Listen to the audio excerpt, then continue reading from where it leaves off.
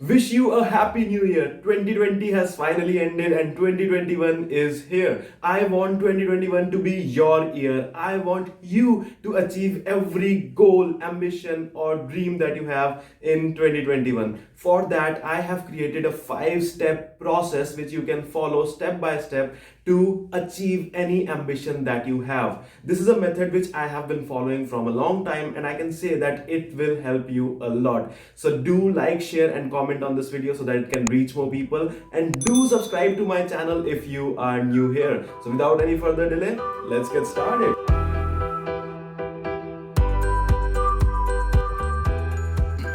Hello and welcome back to the 4th episode of Being Better series. If you haven't already, do check it out on my YouTube channel. It is youtube.com/the lean programmer. On my YouTube channel, on the playlist section, you can find all the episodes of Being Better series. Being Better is basically an initiative where I upload every week one new video on productivity, self-help, personal growth, and personal effectiveness, which contains some tips, some actionable tips which you can start taking from that point itself to start growing. So do check it out on my YouTube channel, and let's get started. Wishing you a very happy new year, and I want 2021 to be your year. I want you to achieve every goal, ambition, or dream that you have in this year. So I have devised this 5-step strategy which you can start following from right now, and by doing so you can move closer to your dreams and you can start achieving your dreams. So this video is going to be a little long because, as you know, I explain everything with examples, and I am going to go in depth of every single step which I am going to tell you today so that it can help you as well. So do watch this video till the end. It's going to be super helpful, trust me guys. So dreams and ambitions are not just about making and achieving goals. It is also about, first of all, setting goals, that's obvious, then proper alignment of your goals so that they move you from one step ahead in the path of your dreams, in the journey of your dreams, and then reaching those goals in the lesser time so that you have more time to think new ideas, be more creative, and so on. So that being said, here are the 5 steps for achieving goals. Don't worry, I am going to go deep into every single step. And in this video, I am going to take 2 examples for each step so that you can understand every step in a better manner. So let's get started. So the first scenario is of a college student named Amy. Her ambition is to get a job in her favorite product-based companies, and her goals might be to complete that book for interview preparation, to revise all the topics, to complete a course, and to give mock interviews. The second scenario is going to be of Jimmy, the content creator. His ambition is to establish a personal brand, to get known, and his goals might be maybe one blog every week, getting feedback to improve, then weekly or bi-weekly YouTube videos, and implementing some actionable things from the feedback that he gets in his content. So the step 1 would be to recognize priorities. Well, that might seem pretty obvious, but still some people do not understand this. Let me take a very simple example. Playing cricket in video games is not going to make you Virat Kohli or MS Dhoni. While that is very logical, but still, we still tend to fall into these simple traps that make us believe that we are doing something very productive, while in the reality, we are just wasting time. While you start working on your dreams, in the first step, you should ask yourself that, does this take me any closer to my dreams? We have to remember that not every task contributes towards your ambitions. So remember the Pareto principle here, which is the 80-20 rule, which says that 80% of the results comes from 20% of the hard work that you put in. So identify those 20% of tasks that generate 80% of the success or 80% of the results. Differentiate between productive tasks and unproductive tasks, and do these high priority tasks first. Try to do more of these 20% things that produces 80% of the results so that you can actually invest your time more productively. So learn to identify the productive tasks and spend more time on them, and learn to also identify the unproductive tasks and try to spend less time on them. Get them done very quickly. Let's see how Amy did it. So Amy recognized that for her goal, for her long term ambition, the productive tasks will include learning data structures and algorithms, doing side projects, coding questions, and so on. But the unproductive tasks would include some homework or some day-to-day chores or some college assignments which she has to do, but which takes up all of her time, which she could have spent into learning more and more. For Jimmy, he understood that his productive tasks would be networking, so that he can increase his network and increase his connection, so that he can collaborate with more people or his content can reach more and more people. One of his more productive tasks could be creating videos or maybe creating content for LinkedIn or Twitter or Instagram or whatever platform that is working for him. His unproductive tasks could be editing and post processing. That takes a lot of time, or maybe creating graphics, creating infographics, creating posters, which he knows that that can be done quickly, but it takes a lot of time. One more example for his unproductive task could be creating content for platforms where he does not get any engagement. So for every content creator, there is some platform on which he performs exceptionally well, and there might be some platforms where he does not perform well if he is doing content creation alone, because not every type of audience is present everywhere, plus not every type of content works in every platform. So for Jimmy, he knows that his priority should be to put more content on the platform that works for him. And Amy knows her priority is to learn the skills that can fetch her a job. So now that the first step is clear, now that they have recognized what is their priorities, they can set their goals accordingly. And while setting the goals comes this step 2, which is the SMART goals principle. So here comes the principle of setting SMART goals. Well, explaining SMART principle in just a single video, and that too in 1 or 2 minutes, would be very difficult, but still I can give you an overall picture of what SMART goals are, and you can very well get started with it. So SMART basically stands for first, specific. You should be clear with what your goals are. You should not include everything in your goals just for the namesake. So here again comes the point of recognizing your priorities. Remember to differentiate between the productive tasks and the unproductive busy tasks which don't get you anywhere. Do more of those productive tasks and less of those unproductive tasks. So be specific while setting goals. You don't need to do everything. You have to be selective where you put your time in. Now, second thing is measurable. So devise your goals in such a way that you can track your progress with time. You should be able to analyze your goals. Third thing is attainable. So this goes without even saying that your goals should be realistic. Don't over expect from yourself or from the people who are working with you. You should always set realistic goals. The fourth thing is relevant. So make sure, again, this is very important, make sure that your short-term goals align with your long-term vision, align with your long-term ambitions and dreams. Now, fifth thing is time-based. Make sure to put some feasible deadlines in your tasks. Unless and until you have those particular deadlines for each goal, it will be just a dream.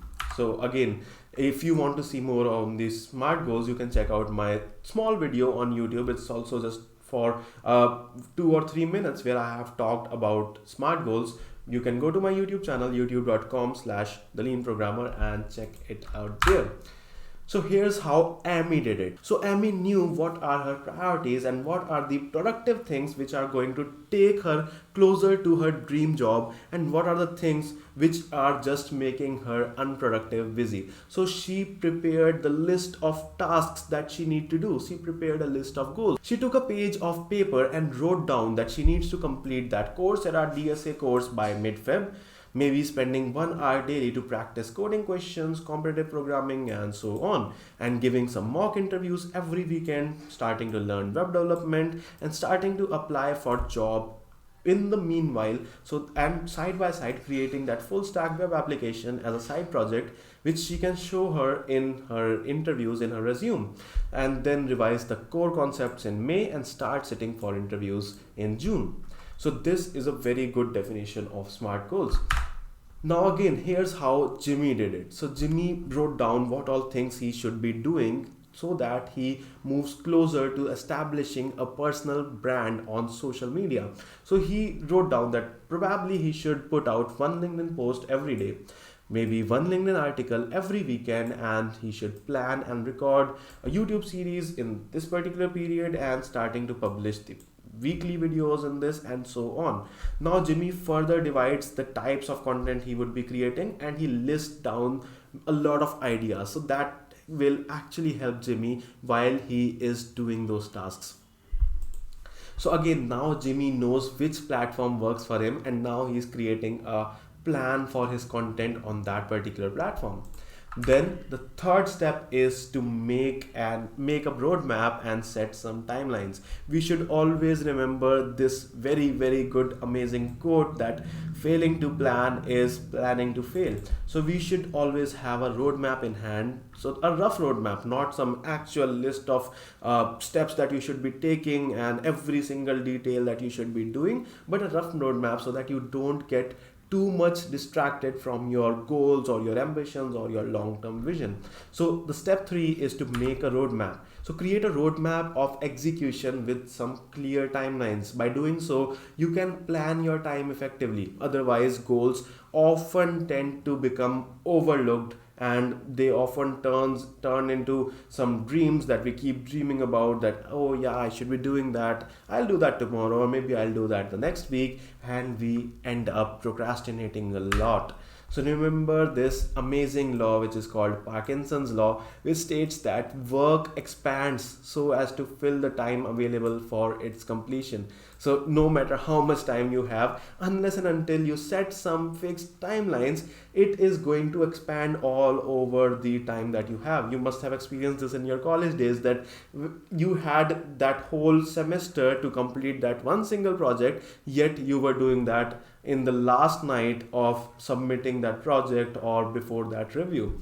So yes, we should not do that. We should set some proper timelines for our own self. So here's how Amy did it. She prepared a whole roadmap of the steps that she would be taking. Although it's just an example, it's just something which I have created. It's not a fully functional roadmap, so don't copy the exact same thing if your goals or ambitions are to get a job in a product based company. But still, something similar to this will work very well. So probably by this time she should be doing this, and in the March she should be doing this, and so on. And Jimmy also devised a similar plan, and he went one step further. He also estimated the amount of time which he is going to spend on each type of content. So he created a sort of Kanban where he stated that for creating the slides or the content for one video, he would probably require 3 hours. For narrating and recording, he would probably require 2 hours. For creating a thumbnail, he might require 1 hour. For editing, he might require 3 or 4 hours.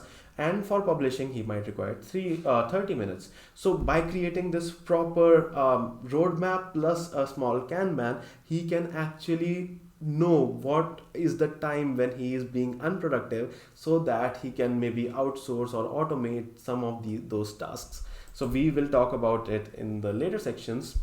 But before that, now is the main step, which is focusing on the goals.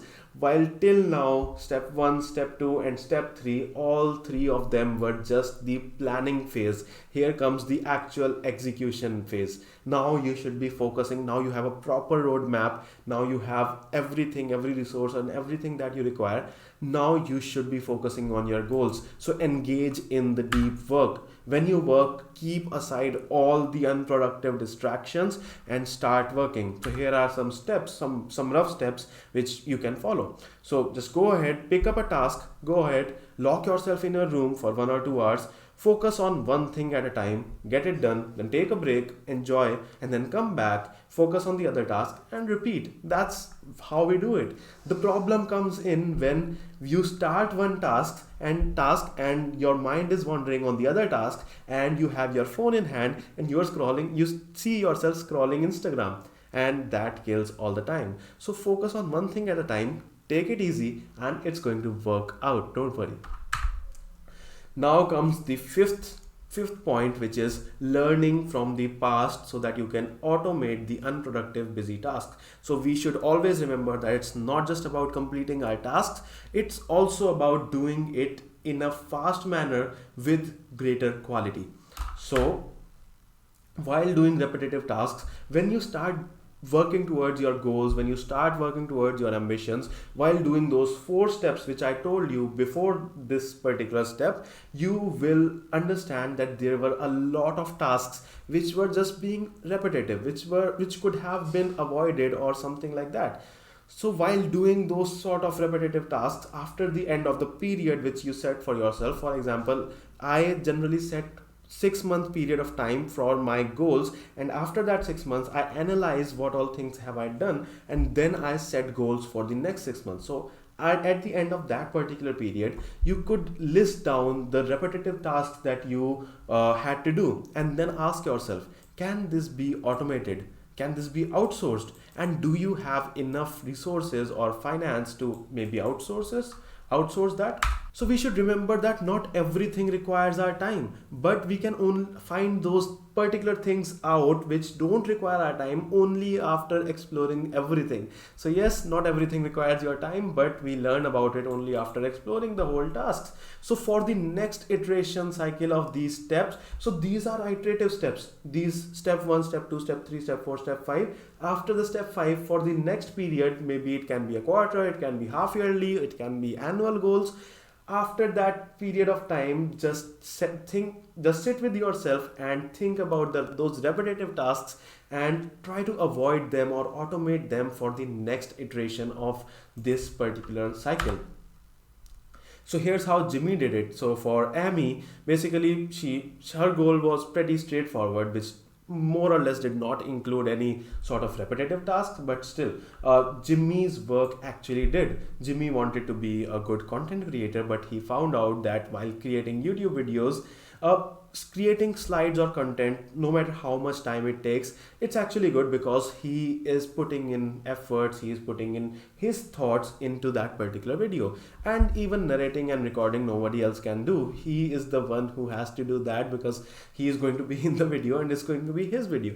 But creating a thumbnail and editing and post processing, these 2 or 3 things actually consume a lot of time, sometimes even more than the time which was required to record the actual video. So probably he can outsource these 2 things, creating a thumbnail and editing and post processing, and that's how he can scale up his channel, get some more free time to think more of those ideas and creative content, and then produce more videos, produce more content in a short amount of time. So this was just an example, and Amy and Jimmy's scenario was also a sample scenario. But no matter what your dreams are for 2021, these 5 steps will surely help you move closer and achieve those dreams and ambitions. So a quick summary: first step, recognize your priorities. Second step, set your goals. Third step, prepare a roadmap of execution, in which order you are going to take up those goals and how are you going to execute them with proper timelines.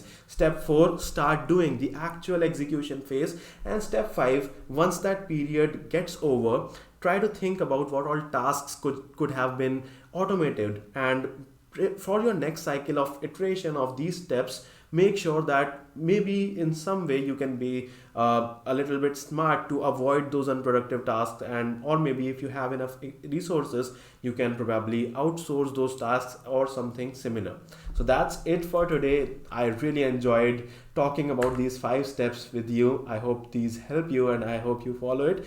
Do like, share and comment on this video so that it can reach more people, and do subscribe to my weekly newsletters which I am starting this year itself, which is tinyletter.com/the lean programmer. And if you are new to my YouTube channel, do subscribe to my YouTube channel as well, which is youtube.com/the lean programmer. If you want to access my slides, these particular slides, you can go to my GitHub repository, which is github.com/madhavbahel/slides. In this repository, you can find every presentation which I give, and don't forget to star this repository to show your support. All right, that's it. I hope you love this video. All the best for your future, and see you next week with the new content. Bye bye.